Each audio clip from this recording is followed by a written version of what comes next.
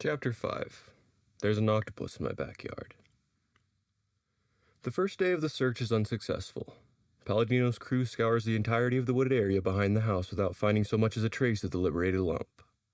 It's concluded that it must have moved on to one of the larger woodlands nearby, and they expand their search perimeter the following day. The grizzly scare is enough to keep most of the residents indoors. The sounds of an active community have been replaced by the squawking of crows and the crunch of tires against pavement.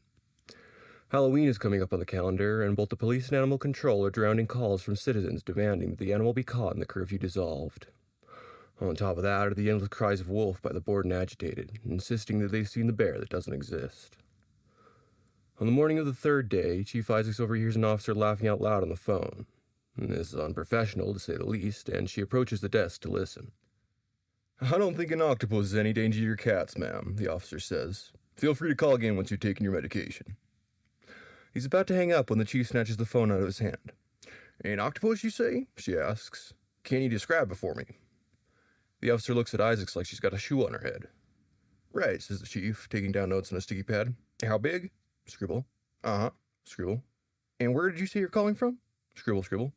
"Thank you, ma'am." She glances sidelong at the officer. "Let us know if you see anything else. Have a nice day."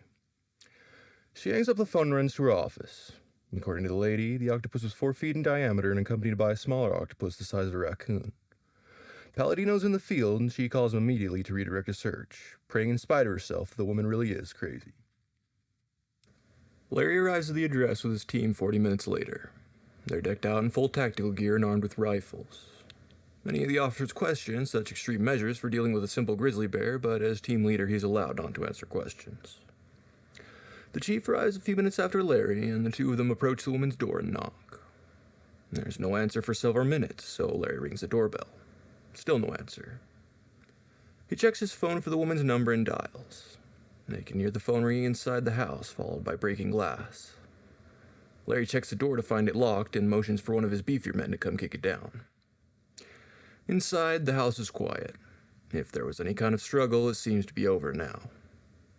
They cautiously make their way through the house, checking every door and cabinet under the team leader's instruction. Larry and Isaacs head upstairs, followed by 2 other officers, while the rest of the team searches the ground floor and basement. Isaacs points to the banister near the top of the stairs. It's streaked with blood.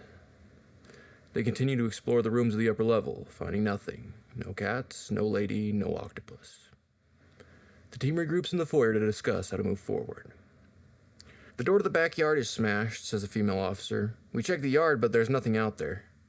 "Must have gone back into the forest," suggests one of the others. "Where's the homeowner?" asks another. Larry ignores the question. "Looks like we'll have to sweep the woods out back." Behind the house, the backyard slopes steadily down to a line of trees where the ground quickly drops off into a wooded gully. The team carefully clambers down the slope to a game trail that runs along the side of a shallow creek. The chief sends a group westward, while she and Larry lead the rest across a small wooden bridge and upstream to the east. One of the team members alerts them to a tree whose bark has been shaved and splintered by claws. Signs of an actual bear, but probably just a mountain lion. Larry wonders how the big cat would fare against their actual quarry. Eventually, they come to a place where the gully flares out at the sides, sloping gently upward into a sparse woodland to the north and a denser clot of trees to the south. Isaacs makes the executive decision to split the group once again to check both sides. She leads her now 2-man team across the stream while Larry takes the rest uphill to the southeast. After a few minutes of searching, Isaacs hears gunfire and screaming from across the creek. She rallies her officers and runs to Larry's aid.